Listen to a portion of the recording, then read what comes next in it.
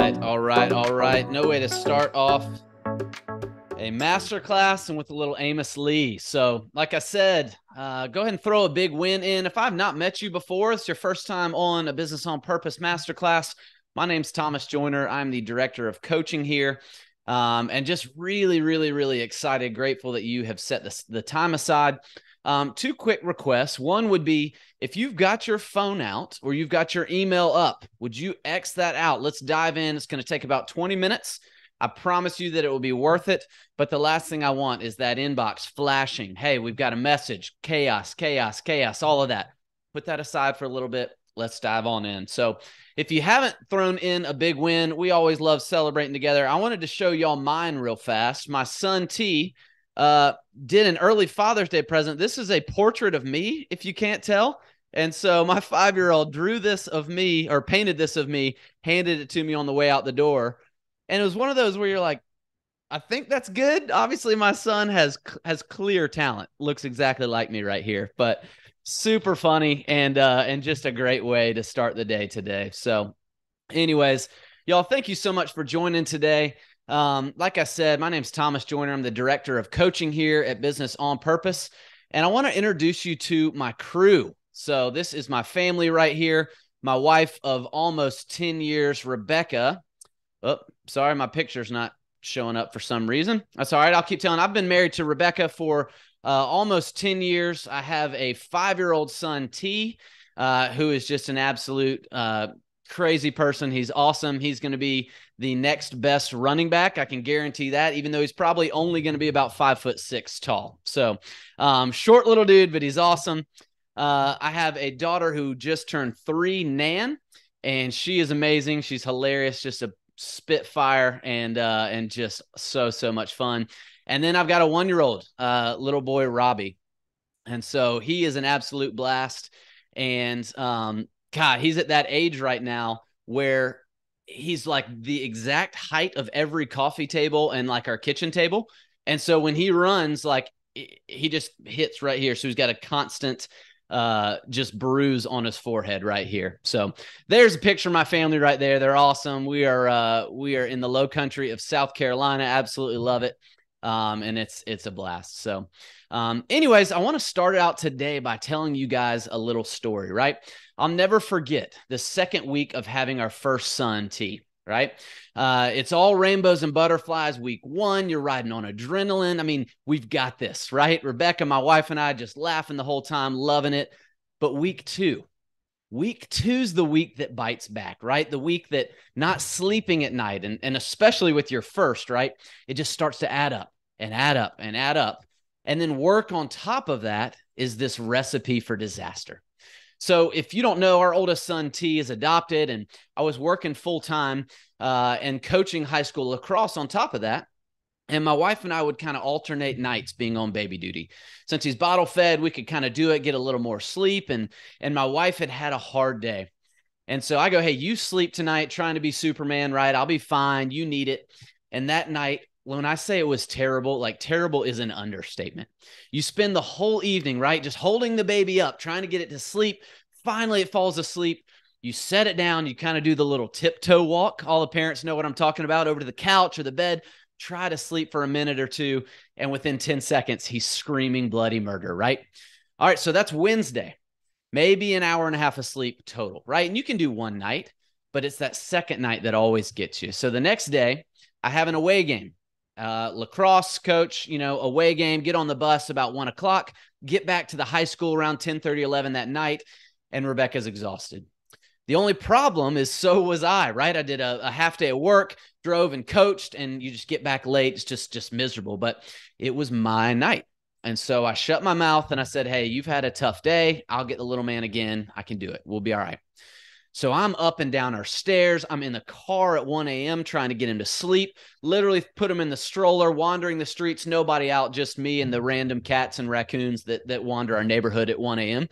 And nothing is working. And finally about 2:30 a.m. and after just putting him down for the 9th time, just to get woken up by him spitting his passy out, I pick him up and in tears, I walk to our bedroom door and I just kick the door in and I yell, I need some bleeping help, right? My wife sprints out of bed, says, "Give me the baby."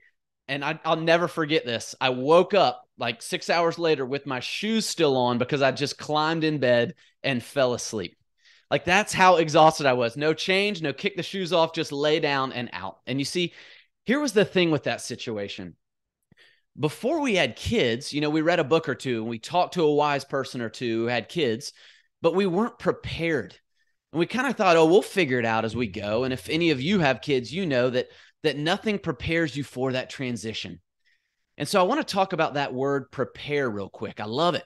It's actually two words in Latin kind of smushed together. The word pre, P-R-E, right? It's kind of that prefix of before, and parare, meaning to make ready. And so as I've been thinking through this, how do we make ourselves and our business ready before the next step, before a transition of leadership? And so let me paint a picture of what most legacy businesses do, or honestly, most businesses do to set up for whoever's going to take over. Well, a business owner, right? You run the business for 20 plus years or however long it is. And then you realize, man, I don't want to do this forever. And so in walks little Junior. Or maybe it's your best employee and obviously the heir apparent. I mean, he's got your blood running through his veins. And so what do? Well, you start him off in the business. He's got to learn it from the ground up. And so we put him in as a tech, right? And he learns that side of it for a few years. And then it's time for a promotion. He's moved into sales and does that for a few years, does pretty good. And then he's moved into management. But here's where the friction, the rub starts to happen is little Junior has some fresh ideas and he pushes against the establishment, pushes against the way that you've always done it. And even though there's really no vision for the business other than growth, but he certainly has no intention of doing the things the way you've always done them or the way they've always been done in the way that they work. And so the friction begins. We start thinking about an exit strategy. Well, he doesn't have the relationships I do. He doesn't have the licensing I do. He doesn't have the skill set I do because he didn't have to grow the way I did. I was this snowplow just pushing everything in his way to the side and making it nice and smooth. And so what we end up having is a 16-year-old driving a sports car. What could go wrong? All right, well, let me paint you a second picture. Maybe you don't have an heir apparent. So you put your business up for sale, but what you quickly realize is that so much of the business dies if you leave. Anybody that sound familiar? The new ownership. They don't go to the same restaurants as you do. Maybe they're out of town. He or she doesn't have the relationships that you had or value the same things that you value. And so replicating your business seems like this mountain to climb to even, make the business worth anything at all. And so why is that? Why does passing off a business or selling a business seem so daunting? Well, it's quite simple. We don't take the time to build a sellable business prior to needing it sold. Let me say that again. We don't take the time to build a sellable business prior to needing it sold. We don't build a business that somebody else can run before we ever have the intention of selling it or passing it off. And that's where the rub happens. We either sell the business for way less than it's worth, or we pass off something that is a burden to our kids because they don't stand a shot at succeeding. And so before we go any further, I want to say that that's unacceptable, right? It's actually a burden and a curse to pass off something like that, something that'll tear at the core of your kids and their family, that'll disrupt everything that they want for their future. It's unacceptable. You can look at me and say, Thomas, I did it. I survived. I had to work 90-hour weeks just to survive and just get this thing to wherever it is.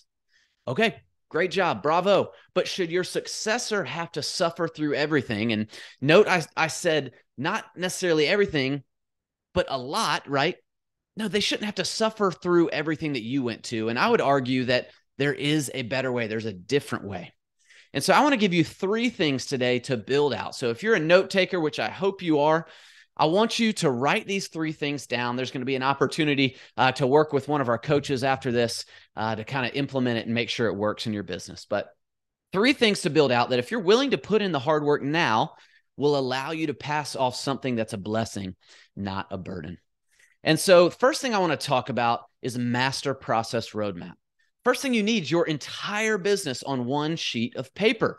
Sounds crazy, right? And so what do I mean by that? Well, you need to organize and list all of your systems. Typically, we break them down into admin and operations and sales and marketing. But if you have a different makeup, that's okay. We can figure that out. It's totally fine. And then go to work listing all the processes underneath that. This is our tool we call the Master Process Roadmap right here. Walk through one of your weeks. What are all the things underneath those systems that you do in a week? Then take the things that happen monthly, then weekly, then quarterly, then add in at the end of all the little things, the licensing, right? The insurance that happens yearly, an entire skeleton of processes for a year of your business. It's crystal clear right here. And so where I always get pushback is, Thomas, what if one slips through the cracks? You know, I might miss something. Well, hear me say this. You probably will. But let's have that be the exception, not the rule, right? Better to have the business 95% recorded and have a few one-offs here and there and all around than be completely lost and not try. So after building out the skeleton, you want to begin to delegate the recording of each process. One per week or however quickly you can get them recorded. Shoot, use it as a way to retrain your team the right way by re-recording these processes. So the last thing you want to do is leave it all on your shoulders, right? To feel that weight of, man, I've got to record every single little thing. No, have them record it, bring it to your team meeting to retrain the entire team, be able to punch holes in it and say, hey, that's not how we want to do it anymore. And refine every square inch of your business in a way that allows the team to do it the right way. And so if you don't have a process, right, they don't stand a chance. So record your sales scripts, record your onboarding of new clients' processes, right? Record the way you track inventory, the way you invoice and hire and pay bills, the way you post on social media, absolutely everything. You know, I always laugh when I first began working for BOP. Here's a little insight into who we are and what we do. But, you know, it's probably 2 weeks in, I saw that the trash needed to be taken out.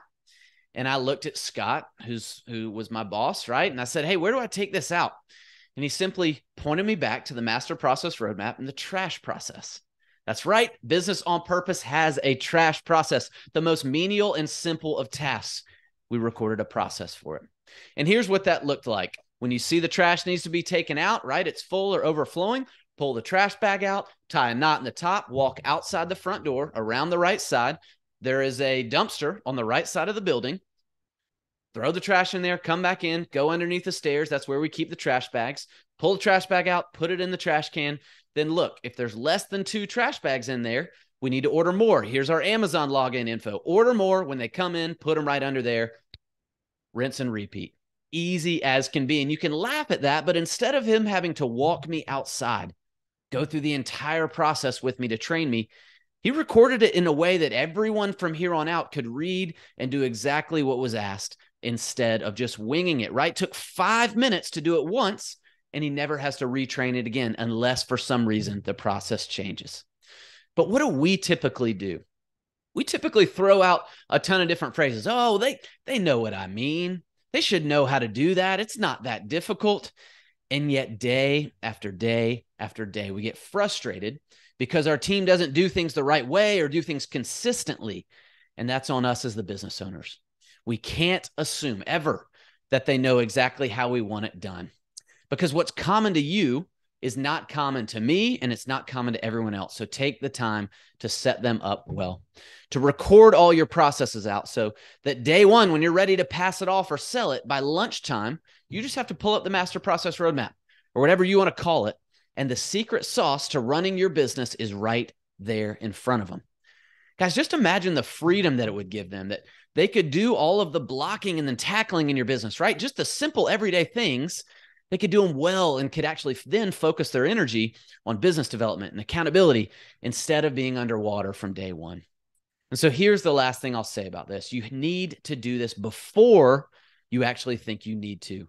God forbid you ever get in an accident like a car crash. But time after time, our clients who have this tool built out are thankful, because when life punches them in the face, and it will at some point, their business is ready to run without them. And that is a game changer when you need it. All right, let me move on to the second thing here real quick. The second non-negotiable is subdivided bank accounts with a dashboard to track them over time, with historical data to cash flow throughout the year, not a P&L, not an income statement or a balance sheet, right? Those are too labor intensive to figure out the data that you need. And we both know when push comes to shove, you're not going to take the time to pull them up and look at them and make sense at them. It's just not going to happen. No, you need a week by week snapshot of the finances of the business laid out in an easy way to read on a spreadsheet, right? The dreaded word, the spreadsheet. No, you need to be able to pass down information that allows your successor to know when the high months are, right? When do we have a ton of cash coming in? And when are the low months? When do we need to act a little more conservative or maybe get a little aggressive in front of that to try to get those low months up? So they can make important strategic spending decisions, and they can track your operational account and see and know when something is wrong. So they can make sure they have enough money regularly set aside to pay business taxes, so they can know how much extra you have to allocate for payroll or raises and understand compensation for new hires. So often we just make this stuff up and we say, we'll figure it out, it'll work, and it gets us in trouble every single time. Now, they need to know what percentage of revenue your payroll typically is, and things like subs and materials, or even when what your historical profit margin is. That way they can identify quickly when something's wrong and when something's off. It's such a gift to be able to pass along the data there so that whoever takes over is informed and able to financially run the business the way that you were, not just operationally, but financially. And so if you're not tracking that stuff now, subdivide your bank accounts. Do it today. If you need help with that, we're here to help. Similar to going to the movies, right? You order a jumbo-sized bucket of popcorn and you eat and eat and eat and eat, and you look down and there was no intentionality and you're at the bottom of the bucket of popcorn. You know you're going to eat the whole thing. And it's the same thing with your finances. If all you have is one account where all your money sits, you're going to frivolously spend it because you know you've actually got a lot in there and you don't realize what's that stuff allocated for. You may see 100 grand in there, but you may not realize, man, 10 of that needs to go to the supply house. 10 of that needs to go to taxes next month. 25 of it is for commissions on something over here. 5 of it, is to pay the tradesman that worked on the house, whatever it is. All of a sudden you realize that, well, we've only got 55,000 to spend, not 100. So maybe it's time. Maybe it's not time, just to buy the fancy new truck and let yourself live a little. No, we got to have a sobering view of our finances. Make sure they're not all in one lump sum that's so much more difficult to help us make the decisions that we need to. So intentionally move your money into different accounts to where it's allocated for operations and taxes and profit, maybe equipment purchases or future hires, and so many more possibilities. So those accounts can grow and set the future of your business up to thrive, and whoever takes over to thrive. Last thing I'll say there, make sure you track it. We've got this great tool, the Level 2 dashboard.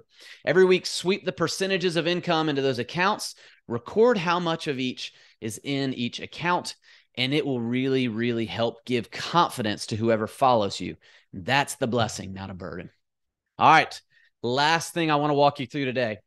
We are almost out of time, but is our culture calendar. This may be foreign to many of you, but if I asked you this question, I wonder how many of you could answer it positively. What are you committing to weekly, monthly, quarterly, and yearly to ensure that your business is growing the culture you desire? Let me ask that again. What are you committing to weekly, monthly, quarterly, and yearly to ensure that your business is growing the culture you decide? Do you even know? Is it recorded anywhere in a calendar that you can just track and mindlessly implement? Well, I don't know if I can say this enough. It needs to be. Get a spreadsheet out again and put all your team meetings for the year on there. When and where are they? That shows commitment and builds culture. When are performance reviews? When are training days? When do you review the vision for your business? What about staff birthdays and anniversaries? Do you know them and celebrate them? Put them on the calendar. When do you just celebrate as a team and just plan in some random fun? Because I don't know about you, but people who don't plan it, they look up and they're like, oh my goodness, it's been 3 years since we've actually celebrated as a team. That stuff needs to be on there. When do you review your mission and your core values and build a budget for the next year?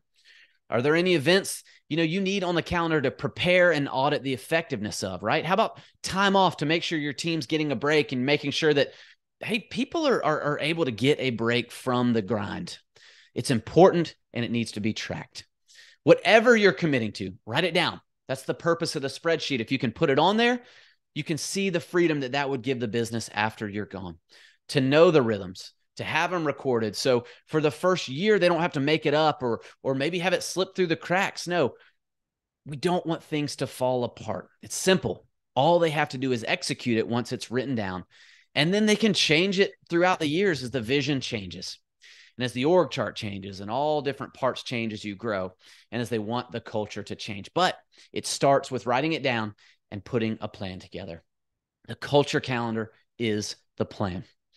All right. So if you fell asleep during the last 5 minutes, I apologize, but here's the quick review. If you don't do anything else, write these things down and get to work. The first thing that you need is your entire business on one sheet of paper with a process roadmap, whatever you want to call it. We call it the master process roadmap. Call it whatever you want, but get your entire business on one sheet of paper. Second thing, a historical dashboard that records the cash position of your subdivided bank accounts, the level 2 dashboard. Again, that's what we call it. Put it on a spreadsheet, track it. It's super simple, but a historical dashboard that records the cash position of your bank accounts. And then third, a culture calendar that documents the entire year of your business and how to execute the vision. Guys, that's a business that someone else can run without you, right? It starts today. It doesn't happen the day you hand over the keys.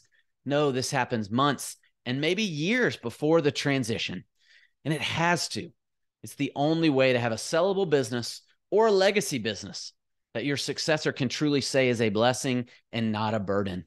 Because if it's family, if it's friends, shoot, even if it's somebody that's just paying you well for your business, you want it to be a blessing. You want them looking back saying, I can't believe how well they set me up to succeed and to thrive in their business with their baby, right? Because that's what your business is to you if it's what you started. So, hey, I'm going to answer any questions here in about 2 minutes. But one of the things I want to do today is just give you guys an opportunity to book some time with one of our coaches.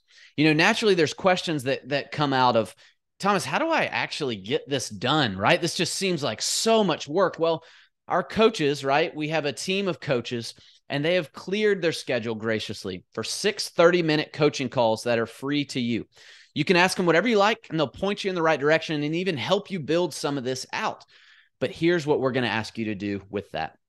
We're going to ask you to apply for one of those 6 slots. We want to make sure that we are working with businesses that are ideal fits for what we offer and that we're not wasting your time. So here's the link for the application. It'll only take you a couple of minutes. I'm going to copy and paste it into the chat window, but it's mybusinessonpurpose.com /application. Again, that's mybusinessonpurpose.com /application. The link will be dropped right here in the chat window. Follow that. Take 2 minutes to fill it out. We would love to meet with you. Our mission statement here is liberating business owners from chaos. It's what gets us out of bed in the morning. We get so excited. This stuff gets you out of chaos. And so we would love to see you come in. We'd love to schedule some time with you once we receive those applications, and just make sure that you get 30 minutes of good time with one of our coaches. So, hey, if you're still with me, let's dive in on some question and answer. Feel free to throw any questions in the chat window real quick. Or also feel free to come off mute. We can talk whatever you want to do there. So throw it in the chat window, come off mute. We'll answer any questions around this. Got about 5 more minutes for this and then we'll be all done. So what questions do we have out there? I see people are making fun of me as an eye on the disc. It's true.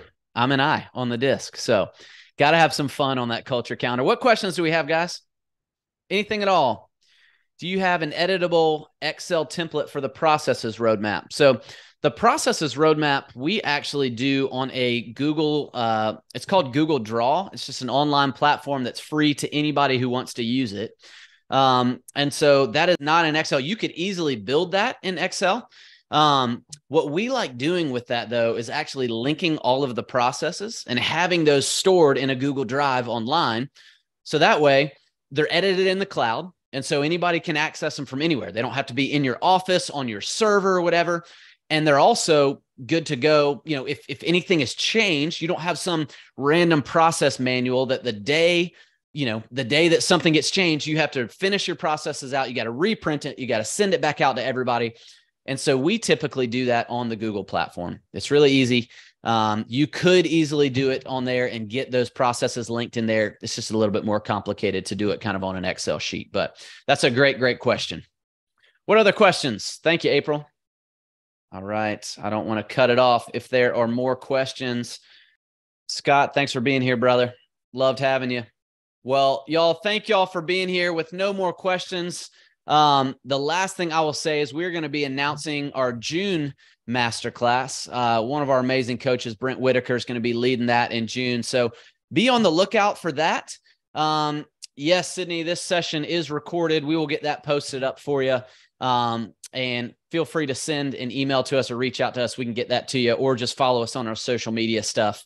And we will post that, I would imagine, by middle of next week. And so we'll get all this thing edited up and make sure I look good on it, you know. No, I'm just playing, but we will definitely have this recorded. So, all right, Jesse asks, if you had to start with just one of the things you shared with from the masterclass, what would it be? Great question, Jesse. I would start with just diving in on your processes. I think that is the best way for accountability. If you can build the skeleton out of just, hey, here's everything that we need to record, I think you can do a brain dump of that. And then you can start delegating and getting some help on some of that. And so, Brent, if you don't mind going back a few slides to get back to that master process roadmap slide, that way I can show that graphic. That'd be awesome.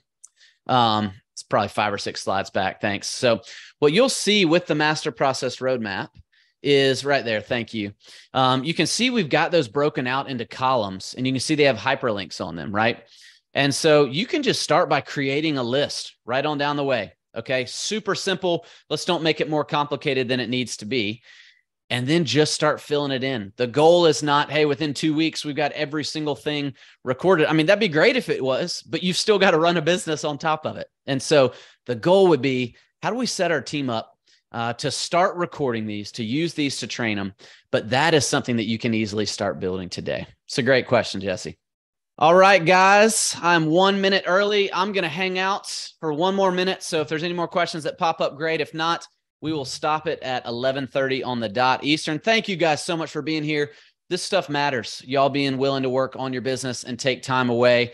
Hope today was helpful for you guys, and hope that it was beneficial to being here. Sydney, yes, this roadmap is created on Google Draw as well. So please, please, please book a call with fill out that application. We'd love just to show you how to use this tool. And so it's really, really simple. And so if that's what you would get out of that time with the coach, please fill out that application. We'll make sure we get some time scheduled with you and teach you how to use that Google Draw. So awesome. All right. Thank you guys so much for your time today. It's great being with you guys. Have an amazing weekend. And we look forward to spending some time with y'all here soon. So have a great afternoon.